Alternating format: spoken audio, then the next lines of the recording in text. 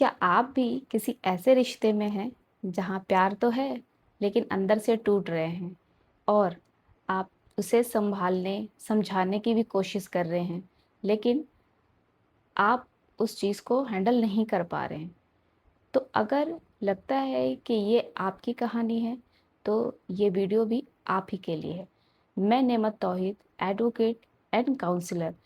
मैं आप लोगों के बीच वीडियो के माध्यम से ये बताना चाहूँगी कि हमें अपने रिलेशनशिप को समझने के लिए हमें कितना वक्त देना चाहिए और वक्त रहते क्यों समझने की ज़रूरत है।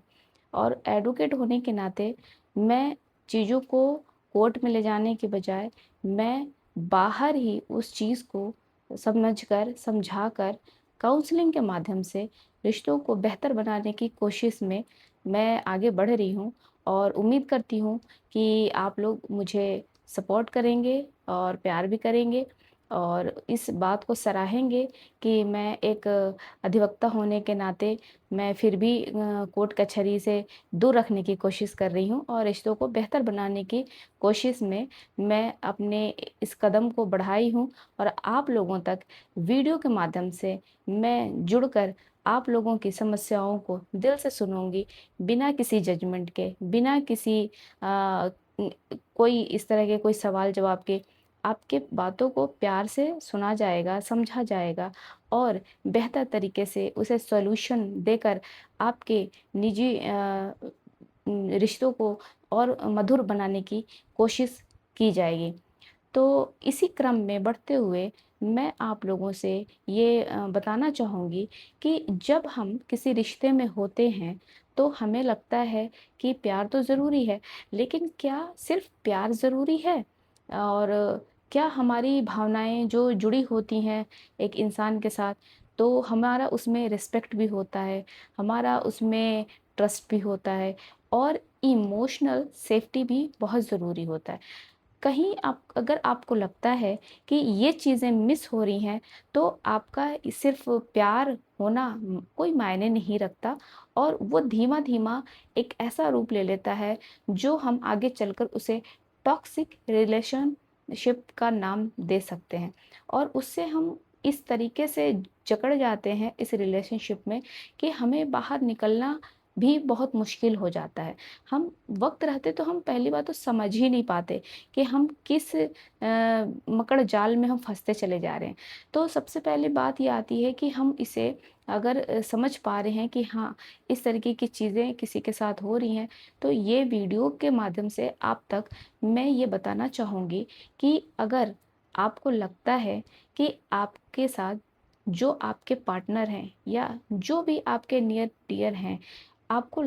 आपकी बातें नहीं सुन रहे हैं, आपकी बातें नहीं समझ रहे हैं, हमेशा आपको इग्नोर किया जा रहा है, आपको गिल्ट महसूस किया कराया जा रहा है,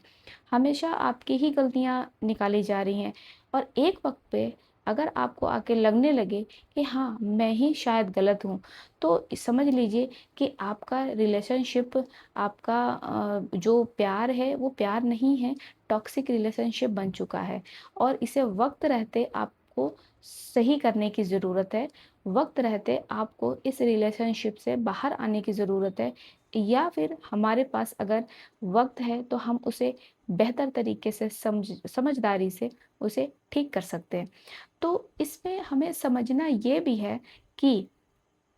इस रिलेशनशिप में अगर इस तरीके की चीज़ें आ रही हैं, तो सबसे पहले हम कैसे समझें कि ये रिलेशनशिप हमारा टॉक्सिक हो चुका है या हम कैसे इंसान के साथ जुड़े हैं कि जो हमने समझने में गलती की है। पहली बात तो ये है कि हम कभी अकेलेपन में होते हैं, तो हम किसी ऐसे इंसान से जुड़ जाते हैं जो शुरू में तो हमें लगता है कि बहुत ही अच्छा है, बहुत ही प्यार करने वाले इंसान है, लेकिन हम उस वक़्त नहीं समझ पाते हैं। और वो एक अलग पार्ट होता है कि जो लगता है कि हमारे साथ प्यार है, हम उस इंसान से प्यार करते हैं या वो मुझसे प्यार करते हैं, लेकिन वो प्यार ना होकर वो एक इस तरीके की हरकतें सामने आने लगती हैं कि आपको आपकी बातों की रिस्पेक्ट नहीं होती है, आप पर ट्रस्ट नहीं किया जाता है। आप फिर इस बात से इमोशनली इफ़ेक्ट होते हैं, जो आपको आगे चलकर कहीं न कहीं आपके हेल्थ पर असर डालना शुरू हो जाता है। ये सारी चीज़ें हैं जो आपको वक़्त रहते समझने की हैं कि आपकी एक रिस्पेक्ट कितना मायने रखता है, आपके ऊपर जो ट्रस्ट है वो कितना मायने रखता है, आपका जो इमोशन है वो कितना मायने रखता है। सिर्फ़ प्यार होना काफ़ी नहीं है, आपका इन सभी चीज़ों के साथ प्यार होना मायने रखता है। तो अगर आप इस तरीके की परेशानी से जूझ रहे हैं, अगर इसी तरीके की कोई कहानी आपकी चल रही है, तो आपको अभी से ही सावधान हो जाने की ज़रूरत है, अलर्ट हो जाने की ज़रूरत है और समझने की ज़रूरत है कि हम इसे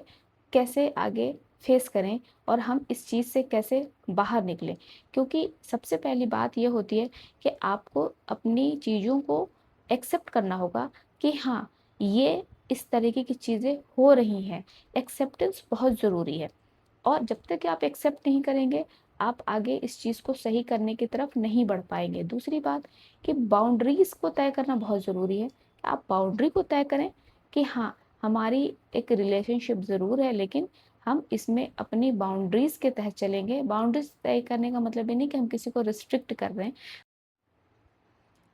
तो जैसा कि मैं बता रही थी कि टॉक्सिक रिलेशनशिप्स के बारे में,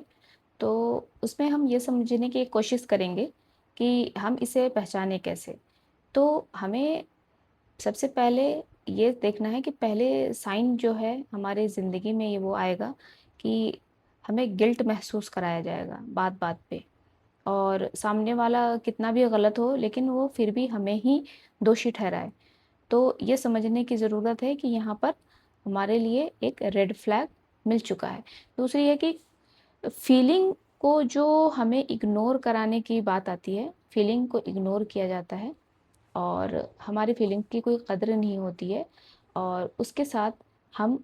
इस तरीके से सोचते हैं कि चलो आज बदल जाएगा, कल बदल जाएगा, परसों बदल जाएगा। लेकिन इस तरीके की चीज़ें डे बाय डे इंक्रीज़ होती चली जाती हैं और हम वक़्त पर इसे समझ ही नहीं पाते कि हमारी फीलिंग्स की कोई कदर ही नहीं हो रही है। तीसरी बात ये आती है कि इमोशनली हम ना खाली होते चले जाते हैं कि हम अपने आप को इस तरीके से मैनिपुलेट होते रहते हैं, खुद ही सोचते रह जाते हैं कि हम ऐसा क्या करें, हम वैसा क्या करें और कैसे हम खुश रखें सामने वाले को। ये इतनी चीज़ें होती हैं कि हमें सामने वाले से कुछ जो एक रिस्पेक्ट मिलनी चाहिए, हम उसकी कमी की वजह से हम अपने आप में ही इतना इमोशनली खाली महसूस करना शुरू कर देते हैं कि हम साथ में होकर भी, मिलकर भी उस इंसान से हमें खुशी महसूस नहीं होती है। उसके बाद अगर हम बात करें कि कंट्रोलिंग और मैनिपुलेशन की जो बात आती है, वो बहुत ज़्यादा होने लगती है कि हम हर बात पे कंट्रोल्ड अपने आप को महसूस करते हैं कि फ्रीडम एक तरीके से ख़त्म होती चली जाती है धीमा-धीमा। तो ये भी एक इंडिकेशन है आपको समझने के लिए कि आप अपने रिश्ते में कहीं न कहीं एग्ज़ॉस्ट होने की कगार पे हैं और ये टॉक्सिक ही रिलेशन बनता चला जा रहा है। उसके बाद अगर हम बात करें आगे कि अपने आप को हम जो कहते हैं ना कि लूज़िंग योरसेल्फ, खुद को हम ख़त्म महसूस करते हुए पाते हैं एक वक़्त पे कि हम समझ ही नहीं पाते कि हम अभी ज़िंदा हैं भी या नहीं या हमारी जो एग्ज़िस्टेंस है किसी के ज़िंदगी में वो बची है या नहीं। तो इस तरीके से हम जो खुद को खोने की कंडीशन में आ जाते हैं, तो ये टॉक्सिक रिलेशनशिप के जो अपनी हदें हैं वो पार हो जाने के बाद हमें ये सारी चीज़ें एक वक़्त पे नज़र आनी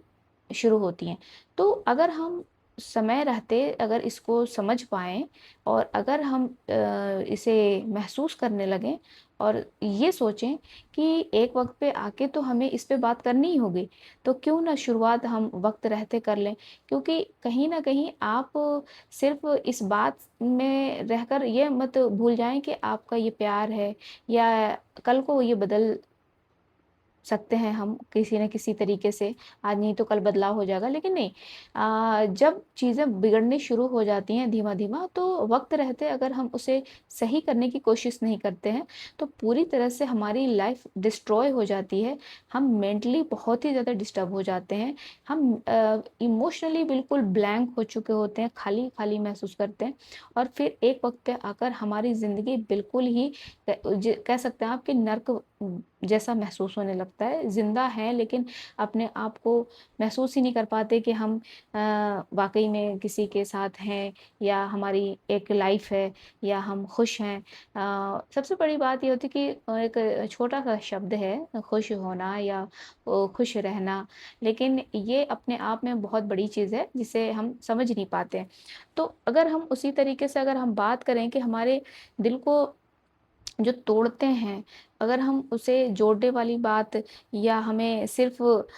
खालीपन की बात अगर हम समझ कर चलें, तो ये नहीं है, सिर्फ़ आप टूटते नहीं हैं इन सब चीज़ों से, आपका जो सेल्फ़ एस्टीम है, वो डैमेज हो रहा होता है। अब उस डैमेज की वजह से आप बताइए कि आपको क्या लगता है कि आप खुद को कहीं भी किसी भी काम में अ स्टेबल कर पाएँगे, चाहे घर हो, बाहर हो, कहीं भी आप पूरी तरह से अपने आप को कंप्लीट महसूस नहीं करेंगे मेंटली तौर पे, ख़ास करके अगर हम बात करें तो। तो ये रिलेशनशिप हमें यही कहता है कि आप टॉक्सिक रिलेशनशिप की अगर हम बात करें, तो यही कहता है कि आप वक़्त रहते सँभलें और वक़्त रहते अपने रिश्तों को सुधारें। और आप क्या कर सकते हैं? सबसे पहले आपको अपने आप को एक्सेप्ट करना होगा कि येस, ये टॉक्सिक रिलेशनशिप बन चुका है या बनने वाला है या हम इसमें एंटर कर चुके हैं। दूसरी बात ये आती है कि हम बाउंड्रीज़ को तय करें कि नहीं, यहाँ तक ये ठीक है, इसके आगे ये ठीक नहीं है। और क्लियरली कम्युनिकेट करें इस बारे में कि हमें इस बारे में पूरी तरीके से एक दूसरे की समझ बने कि नहीं, हमारे इश्यूज़ क्या हैं, हम कहाँ पर लैग कर रहे हैं, हम कहाँ पर एक दूसरे को खोते जा रहे हैं। तो ये बहुत ज़रूरी चीज़ें हैं। उसके बाद अगर हम बात करें कि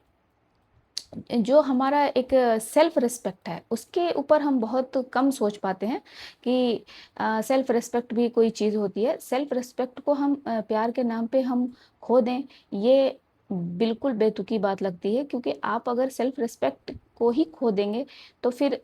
कुछ भी नहीं बचेगा आपका आपके अपने खुद के लिए। तो सेल्फ रिस्पेक्ट पे तो बहुत ही ज़्यादा गौर करने की ज़रूरत है कि आप उसे ख़त्म मत होने दें। और अपना एक वो भी है कि डिस्टेंस कई बार ज़रूरी हो जाता है कि आप अगर किसी रिश्ते में बहुत ही ज़्यादा टॉक्सिक हो चुके हैं और महसूस कर रहे हैं, तो आपको डिस्टेंस आपको हील करेगा, ना कि आपको किसी से जुदा करने वाली बात होती है। उसमें क्या होता है कि आप साथ में होते हैं, बहुत झगड़े होते हैं, अजीब-ओ-गरीब ख़्याल भी आते हैं, लेकिन अगर थोड़ी डिस्टेंस बना ली जाए, तो कहीं न कहीं हम उसे हील करने के लिए वक़्त देते हैं। तो ऐसा नहीं कि आप इस तरीके की चीज़ों से गुज़र रहे हैं तो ये आप अपनी जगह पे गलत हैं, नहीं। ये आपको अपने आप को पहले तो समझना है कि हाँ, ये गलती हो तो रही है, लेकिन हमें इसे सुधारना है और आपको अपनी चीज़ों पे काम करने की ज़रूरत है। तो इमोशनली जो रीअश्योरेंस है, वो हमें देने की ज़रूरत है कि अगर आप ये फ़ील कर रहे हैं कि ये सही है हमारे लिए कि नहीं है, ये गलत है या नहीं है, आप रिस्पेक्ट को डिज़र्व करते हैं कि नहीं, हीलिंग पॉसिबल है कि नहीं। बस धीरे-धीरे आपको जैसे ही समझ में आती चीज़ें कि हमारे साथ कुछ गलत हो रहा है और उसे हमें सुधारना है, तो definitely you can do it, because you have a beautiful soul and you have a positive thought. और ये आपके लिए जो वीडियो जा रहा है हमारी तरफ से, तो ये वीडियो को आप प्यार ज़रूर दीजिएगा और आप लोगों के लिए मैं और भी वीडियो बनाती रहूँगी और आप लोगों से जुड़ती रहूँगी। अगर आप और आगे भी जुड़ना चाहते हैं, बात करना चाहते हैं और पर्सनली अपने एक्सपीरियंस को शेयर करना चाहते हैं या अपने कोई प्रॉब्लम्स को सॉल्यूशन की तरफ बढ़ना चाहते हैं, तो मैं डिस्क्रिप्शन में ईमेल आईडी दे दूँगी, आप हमें उस पर कॉन्टैक्ट कर सकते हैं और ईमेल कीजिएगा, मैं रिप्लाई ज़रूर करूँगी। और कमेंट के सेक्शन में भी अगर आप हमसे कुछ बात करना चाहें, हमें कुछ भी बताना चाहें, तो डेफ़िनेटली लिखिएगा, मुझे बहुत अच्छा लगेगा। आप सब्सक्राइब कर सकते हैं एहसास थेरेपी को, प्यार दे सकते हैं, जहाँ हम मिलकर अपने एहसासों को समझते हैं और हील करते हैं। Thank you so much.